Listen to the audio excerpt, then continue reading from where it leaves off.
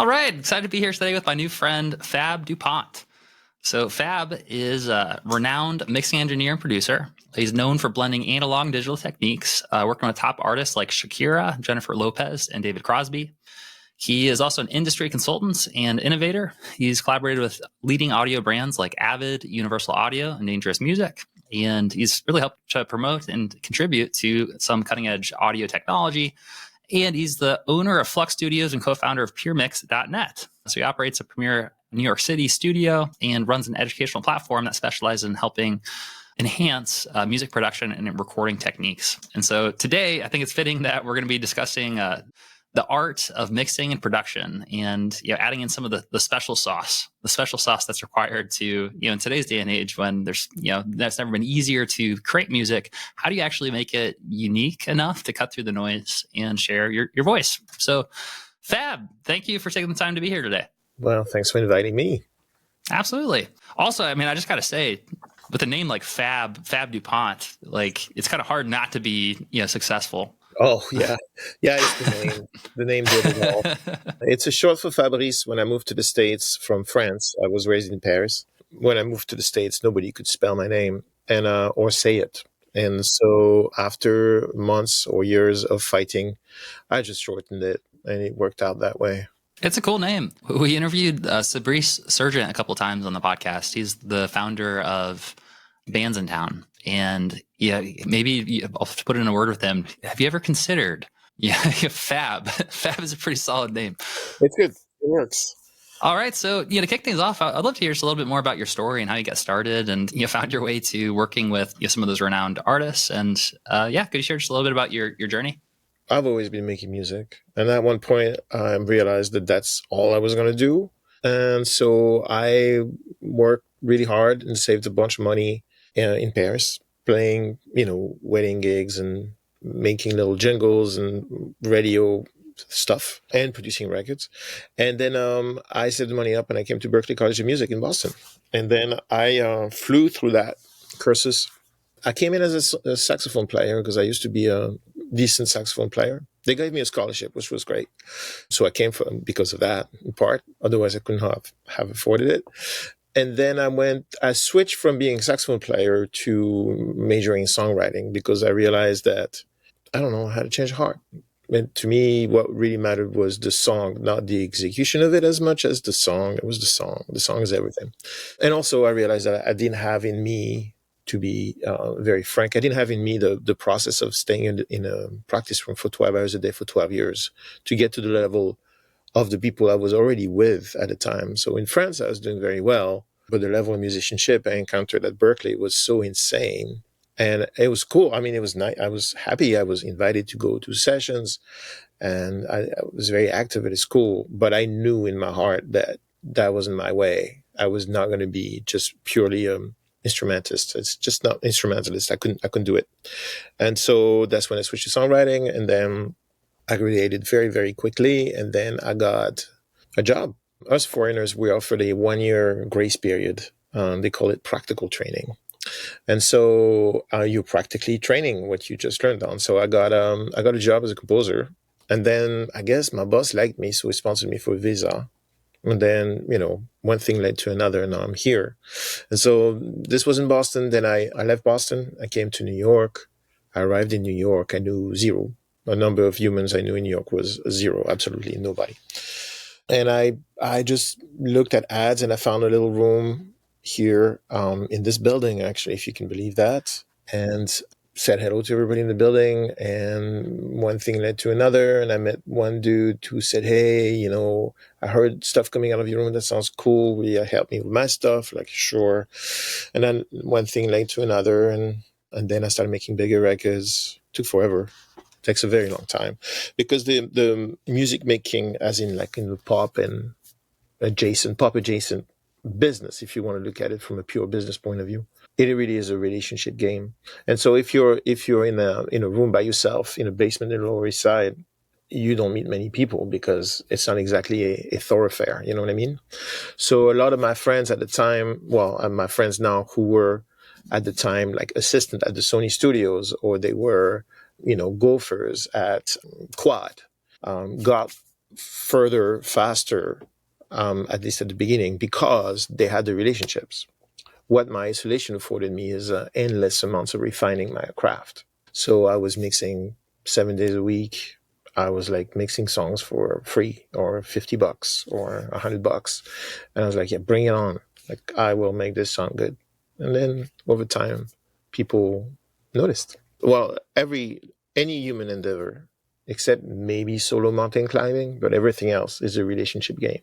And so something that I didn't know. I thought that if you were like working your butt off and you were the best and your stuff was consistently awesome, then everything would come together. But that's not how it works. Also, I've always been on the outside. I'm first generation immigrant. It took me a while to get my English to the level. I don't know the customs here. I didn't watch the same TV shows. I don't do drugs. I didn't really fit in the scene of New York in the early 2000s. So I was always the odd dude out, but I can make things sound good. So over time, I broadened my network, and I decided that what really mattered to me was the output. And then all the rest was not as important. And in retrospect, I looked at the journey. I'm like, yeah, this is working out pretty good. So because the people I have relationships with, they're forever. There's not this fleeing. I mean, everybody who's making music knows that if you're in a room with somebody for a month making their record, right, you got to choose very carefully who you make records with, because you may be stuck in a room for a month with an asshole, and that's hell on earth. Like 12 hours a day trying to really put art together with somebody you can't stand is not a good look. And I've been in that situation a couple times, and I was like, nah, no amount of money is worth that. So to me, it's worth it for a lot of people, and that's cool. I just want to have a good day, possibly every day. That's my goal. And the way to get there is to stay in control of your environment. To stay in control of your environment, you got to control who you work with. So you have to be careful who you say yes to. So at the beginning, you say yes to everything, because sometimes the need to eat is difficult to repress. But after a while, if you really apply yourself and you're curious and you're mindful about the process, you get good. Prince said, "You're bound to get good at anything you do all day long forever," right, or something like that. So you're bound to, unless you chose the wrong line of work. But I imagine that anybody listening to you or anybody in this environment, you fight pretty hard. If you have this kind of mind that you're going to seek information about something, like deeply seek information, and have the patience to spend the time, the cycles, and the brain shares to really learn something, then you already are part of a very small club, And so one can imagine that if you persevere, you'll do fine. And this is what happened to me. I had a natural ability to blend tones. Let's just put it that way. Whatever that is, mixing records is a very weird, elusive skill set. But I've always had this weird thing that I knew what I wanted anything to sound like the minute I heard the demo. Like I was able to project that. And that's built from, after reflection, it's built from the culture of listening to records in a very critical way, as opposed to just flowing with the record. I was able to look at the record from a vantage point that allowed me to analyze it and to extract its essence. And that was part of my vocabulary. So I've listened to a lot of everything, in a very attentive manner. I can't put music on if I'm doing something else. Like if I cook a lot. I got to be very careful what music I put on, because if I put the wrong music on, I will screw up the dish, because I will no longer pay attention to the dish. I will pay attention to the music, and it's not something I can really control. So I choose very carefully what music I put on when I cook. And then when I'm listening to music, I'm listening to music. And that's the feed, that's the fuel that builds your taste and allows one to replicate that or extrapolate on that, that's the fun part. So, long-winded answer, but that's the journey. Showed up here, knew nobody, offered my services for free to train myself. Also, the level of people who I was working with was so insane that I really had to like hustle. And I guess they saw the value in what I was bringing, and they took me in, and more people came to me. And then there's no big switch. Everybody's like, what made it? Yeah, willingness to suffer. That's the switch. Like willingness to just keep going. Voilà. And so the building I came in is this building, and I started as a roommate, studio mate of somebody else in a basement, and an amazing drummer named Graham Hawthorne, unbelievable drummer, like legendary New York royalty. And he took me under his wing, and that's the first person I met making music in New York. And now I have the whole building, and we have 8 studios, and it's a thing. It's beautiful stuff we have. I have to look at the schedule, but I know like we had Lord last week. We just had Chainsmokers are coming here tomorrow. We had Pop Smoke in the basement. I mean, it's crazy, the people who go through here. It's crazy. And it started from this little room in the basement, just making records for $100. That's awesome, man. Thank you for sharing. And it sounds like a couple of things that really stick out to me are, you kind of came back to this main point around relationships and how like ultimately relationships are everything. And it sounds like a big part of your journey was through just like showing up and continuing to build relationships and saying yes to every opportunity at the beginning to really to build those relationships and provide value. And the other thing that kind of struck me about your story was just the intentional environment design. And as it relates to what you're describing with like relationships, about being careful about your environment and who you surround yourself with. The analogy that came to mind was sort of like planting a tree, in that, the roots, it's really important, the fertilizer, the ground, the environment in which the roots are in. Because if it's a bunch of weeds and bad stuff, then it's going to be hard for it to kind of blossom. People are very consistent, which is a beautiful thing, because that allows you to see into people, right? So somebody who's going to misbehave with you will misbehave with other people. Maybe it was true, in the past, that you could be a genuine, nefarious person and still have a career in the music business. These days, it's a lot harder. It's a lot harder because the barrier of entry is lowered, drastically lowered. And the barrier of distribution is gone, meaning that anyone with a computer, a microphone, and whatever instrument they choose to play can make music and release it. And so that creates a plethora of content. There's so much music everywhere. And nobody's preventing anyone. There's no filter, right? So to rise above that ocean of noise, it's just a constant noise, you have to have absolutely exceptional music. Exceptional meaning something that doesn't sound, that's its own thing, that can be discerned from the noise, right? Otherwise you're just in the noise. And then some sort of a knack for marketing, or some sort of a way or an instinct to find your audience. But 30 years ago, it would be that there was a filter. There was a bunch of tastemakers called A&Rs at labels, who were in the way of anyone. They were on the way, meaning that on your way through to the audience, you had to go through the A&R. So that had some negative impact, meaning that some really, really great music never saw the light of its public. However, it had the benefit of it is there's a filter there.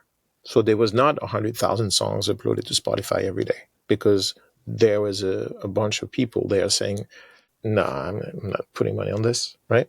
So if you look at it as a general, let's forget that it's music. Let's look at it as just as a marketplace, which is really crass when you think about it. It's our art, it's our babies, our songs. I poured my soul into this. I had this discussion with artists all the time, where I was like, no, but how could you talk about this? I'm like, well, I have a simple question that once the artist answers it, then we can have the conversation. I said, are you making the music just for yourself, or are you making it to share? And then there's a tree there. If it's just for yourself, anything goes. Rock, like break the mold. Then you have to share. Bananas, wonderful, great. Do you want to share? Do you mind if people listen to it or not? Or are you trying to derive income from it? And then, so it's another Venn diagram, and then they don't care. Rock, break the mold. You want to derive income from it. Okay. Thus, there's a transactional element to the art. The collision of art and commerce has been a complicated thing for hundreds of years. And it's even more complicated now that big, gigantic Silicon Valley based corporations with zero skin in the art game actually running the art business. And so it's very difficult. And that discussion is tough. But let's imagine that music is a product like soap. If anybody on the planet could make soap and could sell it to anybody else on the planet, which with Amazon you cannot, could-ish, then you would have to make pretty special soap for you to be able to beat Unilever or to beat whomever, or you would find a small soap fans in your realm. But if you mistreat your clients or you don't deliver consistent soap or you tell somebody that the soap's going to be great, but it's crap, or if you insult everybody on your support line because the shipment was late, they call, they ask you why the shipment was late, you tell them that it's their fault, you're not going to make soap for very long. And so this kind of like broadening of the marketplace for music, has elevated the level of civility, or at least consciousness, that is needed to be able to function in the environment. So recently, over the last, say, 10 years, I don't deal with that many difficult people, because you can't really afford to be difficult if you want things if you want people around you to be looking in the same direction, then you at the very least have to be personable. And so that's, to me, in my experience, has been one of the effects of the broadening of the marketplace, which means that I don't have to be as careful now as it used to be about who I say yes to. And sometimes people appear one way and they turn out another. And sometimes, your radar is a little bit off and then whatever. But overall, the environment is key. And these days, most of the time I deal with great people. Or maybe it's a factor of where I am on my journey. I'm a little bit ahead of the people who were problematic now. I'm like, I can no longer deal with them. But I think overall, from what I see, because there's 8 studios here, so I see a lot of people every day. Everybody's a sweetheart. Like, even like the tough, like hardcore, like punk rappers, like all the thrash metal dudes who show up, like, sweetheart. Everybody is like, they're here for a reason. They want to make music. They want to do it in a great environment. Everybody's looking in the same direction. No issues. But yes, the environment's key. Good stuff. Yeah, so it sounds like what you're saying is that one of the benefits of where the music industry is headed is more transparency. Because if you're an asshole, or if like if you do something that is not cool, then now it's easier for that to come to light. It's a lot easier for that to be shared. The transparency works always, most of the time. There's not a phenomenal amount of transparency from the DSPs, the streamers. There is no transparency from those people, because if there were transparency, there'd probably be riots. But it is a more even playing field between whatever artist and another artist who maybe has the support of a big label. So it's more balanced. It's a money game. That is a money game. But the thing that's fascinating these days, and I see it happen all the time, is that money is only one of the elements of being able to get through to the audience. It used to be the only one. It used to be the main one. A label could pay a radio station to spin your track at the right time. Happened all the time. It happened every day. There were people whose job it was. They were called radio promoters, the euphemism of the century. And that is that stuff still happens. But if you have a really great song at the right time, your visuals are awesome, you know how to communicate to your fan base, or at least you know where your fan base is, and you're able to communicate to them, which is the most difficult thing, is to find your crowd, then you can function. And you can function pretty well. And that's pretty amazing. And there's no filter. And then if you want to scale that to, like, Taylor Swift levels, then it takes a whole village of people, and with different skill sets and different relationships. And it's also a game that's pretty scripted. But that part there, the part where you can really reach your audience directly without the help of capital and the help of somebody else's address book, that's pretty awesome. There's a lot of people who manage to get through. It's not easy. It's still a small percentage, but it's doable. And I see it happen all the time. We had an artist here a few years ago named Sammy Ray. Amazing. She had just walked into town. She knew nobody. She landed here. And she had no money, nothing. And we helped her out because she was a sweetheart. And I remember long sessions, but it was a couch at the time, sitting on the couch where she was like, I don't know what to do. And talking about music and talking, I was like really suffering. And I said, look, you gotta build your team. You got to build your crowd of people who look in the same direction, who believe in you. And they don't have to be super advanced, but they have to be dedicated and they have to really love what you're doing and what you present, and you have to be able to have a trust system. And it took months, and we hooked her up with like crazy low rates because she was really eager, and she was helping out around the studio, and we were like, okay, this one of the guys here just like, okay, I'll make your record. She just sold out. I mean, last year she sold out a 5,000 seat venue in Central Park. Wow. Indie, no album. Wow. Is that awesome? In this building, we have there's a band called Adore, like I adore you, Adore. They just reached 1.3 million monthly listeners on Spotify. Wow. They have 6 songs out, 7, a mix, 7 songs out.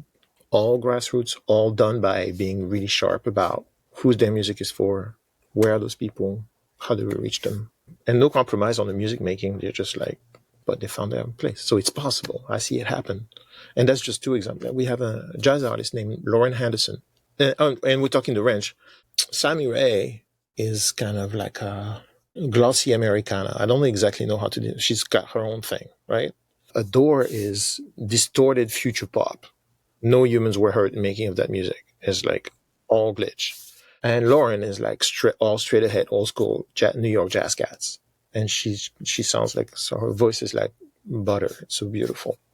And she's a jazz artist, and she has hundreds of thousands of monthly listeners because she's great. And same thing, she came here, we hooked her up, and now she has a career, and she's starting a label, and she's producing other people, and it's happening. It's possible to function in this new system. It's a different set of skills that are required if you're going to work at it on your own or in your microcosm, that if you're going to delegate the business side to a corporation. If you delegate the business side to a corporation, you get all the benefits of a corporation. You get capital, you get ancillary skill sets. So the marketing dude knows how to market. Doesn't know how to write a song though, but he knows how to market because his job is to market. If you do it indie, you have to write a song and you have to know how to market. So there's a fork in the road there. If you delegate to the corporation, you're going to have some people who are specialized in some of the seats that are needed at the table to be able to get you to the next level. If you don't delegate to the corporation, you have the choice to find some money and hire those people. It's quite difficult to do, but it's doable. Or you can do it all yourself, which is exhausting. And some people don't really want to do that. They want to write songs. They don't want to, shoot TikTok videos. That's frankly a vacuous thing to do. But at this very moment in time, 2024, that's one of the ways you can reach an audience is by, being present on that platform or other similar platforms. Yeah. So it sounds like what you're saying is that, never before has it been easier for an independent artist. It's not easy. More available. Yeah. More accessible. Yeah. Nothing's easy. Absolutely. Yeah, good point. So, never before has it been as possible or accessible, for an independent artist to actually be able to connect directly with their fans and be able to really own their community and what they're doing. I'm curious to hear your perspective on, as you've described already, just how in this new world, it's never before been easier or not easier, but more possible to connect with your fans. But also, there's more music than ever, and it's so saturated. There's so much noise. Obviously, this is potentially a long answer that maybe is going to be different for every single person listening to this. But I'm curious to hear your perspective as someone that's worked with so many talented artists who have been able to discover their own voice and express themselves and build a community around it. You talked about helping find people who are looking in the same direction. I'm curious if you had to give one piece of advice for an artist who's maybe a little bit earlier on and they're still discovering themselves. They're still discovering who am I and who is my community. Where do they get started with figuring out how to cut through the noise in such a saturated market? Well, that is the number one question for everybody. But I don't think you can I don't think it's healthy for mental health to think of it that way, because it becomes very overwhelming. I've made a bunch of records over the years that are just that I love dearly, that I think are unbelievable records, genuinely like amazing, that died on the vine 3 months in, you know, Mm. because the artist was not able to manage most of the time. Either the artist was shackled into a bad relationship with a corporation, or every time a record that I felt was going to blow up as so beautiful failed, is either, yeah, the relationship with the label or the whomever was not, they were not looking in the same direction. Or the artist just got overwhelmed with the process of spending half their day doing, or 3/4 of their day doing anything but music. There's the thing that says is like, nobody asks a plumber to go do TikTok videos every day. Maybe some plumbers have to, but in New York City, I can tell you, if you're a plumber, you don't have to do TikTok videos. You're busy, right? And now I'm imagining like a plumber doing like a dance, yeah, TikTok video with like the plunger yeah, choreography. And nobody asks a plumber to do the first 2 visits for free just to see if he's good. You know what I mean? Mm. So some people cannot handle it, and I respect that. Some people are just not meant to. The only way they can channel art is through that art form that they practice for 15 years of their life. You know what I mean? They cannot channel their art through their iPhone talking about what kind of coffee they just got at the coffee shop, or stuff like that. It is a very weird, and we live in a world of unavowed exhibitionists who don't want to be. It's very interesting. I find it fascinating to look at. But in the end, what I see is that some people are just not made for that. And so the artists who I work with, whom I know are going to have a real problem with that, tell me, you should really find your tribe, like find somebody in your environment who's compatible with social media and who's compatible with creating content as a catchphrase.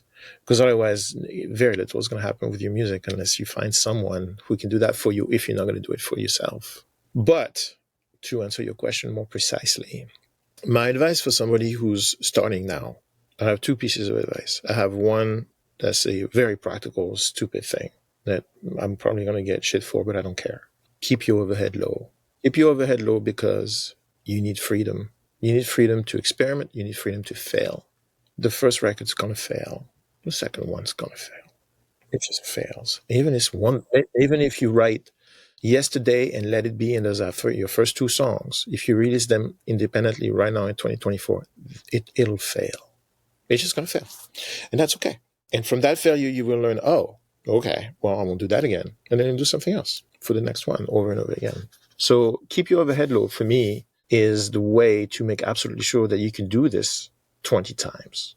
So that's that. That's the number one thing. That's my number one advice. Silly, but very efficient. Number 2 advice is, and I think I forget who said it originally. It's not me. Somebody said it, and I keep forgetting who said it, but nobody ever made a difference by being the same. So if you're a big Taylor Swift fan, there's already a Taylor Swift. And if you pay attention, so going after that audience doing that thing seems like a little bit of a silly thing to do to me. Learning to dissociate your reverence and your love for the people who inspired you to do the art, and transcending that to find yourself, a very new age word, but find yourself in your art and making sure that what you do actually has enough appeal and unique appeal and novelty so that other humans, provided you decided that you want to share the music and you want to derive income from it, that other people find value in it.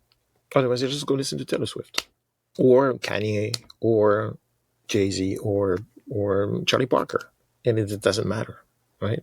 What your bag is, it has to become your bag. So that seems overwhelming. There was a Canadian band, probably still is, called Bare Naked Ladies. Incredible songwriters. They wrote a song called "It's All Been Done Before," which describes this sentiment that how can I do something new?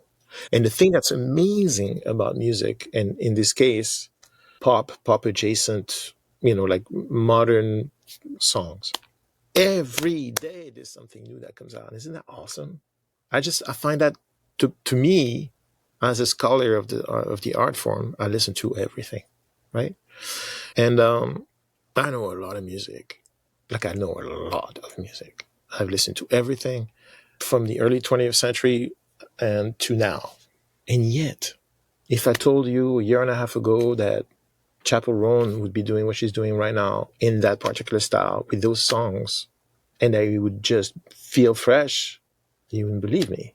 But there's always something. And before Chapel Roan, but there was Taylor Swift, and before Taylor Swift, there was, I don't know, Jay-Z or Kanye, and then there was Bowie, and there was Prince. And so in theory, because everybody borrows from everybody, in theory, we're supposed to be in a funnel where things are supposed to like narrow down into a tiny little sliver of possibilities because everything's been done before. But the reality is that's not what's going on. Like Grimes comes out with insane stuff, FKA Twigs. In every style, there's people who just follow the thread, fine. And then there's people who come up with something new. And it's awesome. And that's the part that's amazing to me. So my advice would be, and that's an empty advice because I don't have a solution for you on how to get to it. But my advice would be just find the specificity, the thing that moves you, that uses your experience and your baggage, your influences, stuff that makes you happy, and then make a stew that has a very special taste. And that's when things start moving. This is what happened with Sammy Ray. This is what's happening right now with Adore. I've never heard anything like what we do with Adore that makes their records. It doesn't sound like anything else. And these guys worked on it for 3 years. I mixed a whole album of 12 songs which got scratched. They didn't even release it. It's an awesome record. I love that record. Nobody will ever hear it. Full 12 songs finished, mixed, mastered, ready to go. And they were like, it's not quite right. Next. That takes some serious cojones. A year and a half of work, gone. But they were right. They were right. No. And they spent another year playing with different styles. They probably went through 50, 60 songs. And at one point, it clicked. And they put a song out, and it clicked right away. So it looks like it was right away. But it was 2.5 years in, and probably the 72nd song they did. Although the stuff we did before was awesome, and I love it to this day, it was not as unique as what it is now. And now it's unique, but it's not gratuitously unique. It's not unique for the sake of being unique. It just comes from a true emotion and a rational way of going there, and it's justified, and it works. So that would be my advice. My advice would be, whomever motivated you to make music, from Stravinsky to Justin Bieber, they're already there. They've done their stuff. What is your stuff going to be? And yes, it's possible to come up with something new. Happens every day, even though there's only 12 notes. So in our system, in the system that we're currently discussing, only 12 notes. So it's possible. It's amazing. That's the part that's amazing. It's amazing. It's amazing. Like every day I get a song, I launch it, and I'm lucky. I choose, as I said earlier. So most of the time I'm dealing with stuff that is genuinely special. And I can't wait to open the next song and say, okay, what am I up against today? And what did they do? It's great. And then sometimes you get a song like, I heard this one before. That's beautiful. Well, thank you for sharing that, man. I mean, one of the things I appreciate most about being able to host a podcast like this and connect with people like yourself is just hearing your journey and your stories, but also just like your mindset and how you think about the environment that you're creating and how you've created success in this environment. And it makes a lot of sense to me just based on what you shared, that you were able to grow from scratch to having 8 studios and working with, world-renowned artists from around the world. And so hopefully people who are listening to this right now are also feeling really inspired just to sort of level up how they're showing up. And some of those, the 2 pieces of advice that you share at the end as well, it reminded me of Steve Jobs. I think he put it, it's the square pegs and the round holes are the ones that really kind of move the needle. It's the ones, the change makers. It's, think different. So I always get goosebumps when I just sort of, when I hear truth, expressed in the way that you just shared it. So thank you so much for taking the space and the time. I know, spending time like this is really valuable. So, you being here to be able to share this message with the community means a lot. And for anyone that's listening to this right now, as we wrap this up, if anyone here is resonating with the ideas that you shared and thinks that they might actually have a song that's a good fit for what you're looking for, could you share a little bit about who would be like the ideal, perfect candidate for you and who you work with? And what's the best place for them to go to be able to connect more? I get a lot of songs and I can't get to everything. I'm super easily reachable on the usual evil social media networks. I'm Fab Dupont on Instagram. And I don't spend a lot of time on Instagram, but I do check from time to time. My assistant checks, or I have my website, fabulousfab.com, and you can click, and then my manager passes things on to me. I'm just gonna make a short note on mixing. Mixing is the presentation of your dish when you cook. You know, you have your mise en place. You cook everything. You put this in this pan, put this in this pan, and then at the very end, you have all this stuff, and that's the dish. But you don't just plop it into a plate.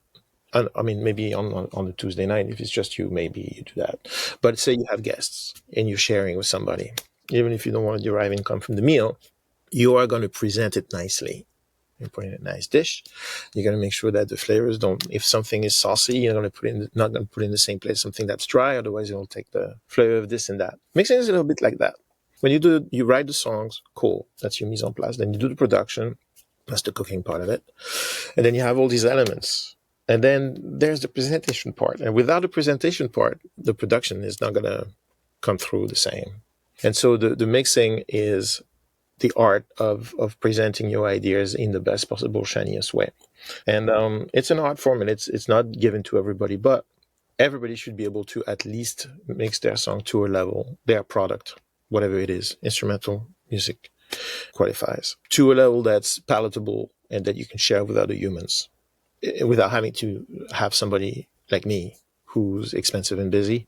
You should be able to do it yourself. And if only because the presentation of it is also you. And so to that extent, I have created with my partner Guillaume, we created a website called puremix.com where you can subscribe and you can go learn how to mix from people who do it every day. I'm just one of the people on there. There's lots of amazing people on that platform. People who make the records that you listen to on your Spotify playlist every day. Those people are on Pure Mix showing you how they did what they did so you can learn from them.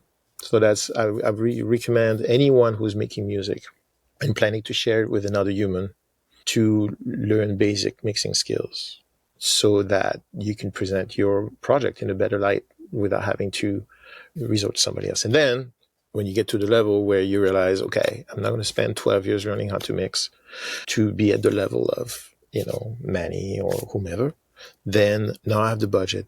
My skill set got me to this point. Now I want another cook in my kitchen, and I'll hire somebody to mix my record. But at the very least, and also to be able to have discussions with that person when you work with them, you need to understand the process. If you're a music maker and you're sharing your music with others, it's very important to know the basics of mixing records. Very important to know. Fantastic. I've never heard that analogy before, the cooking and arranging the actual meal. That's fantastic. Cooking and making music is the same. And it comes from the same brain, to me. Yeah, I mean, you mentioned earlier that you've got a taste for cooking as well, so that's interesting. Yeah. Kind of blend those worlds together. Well, hey, Fab, you've lived up to your name. This was a fabulous conversation. So thank you again for taking the time to be here. And like always, we'll put all the links in the show notes for easy access. And look forward to connecting again soon. Thank you so much. Cheers. Yeah.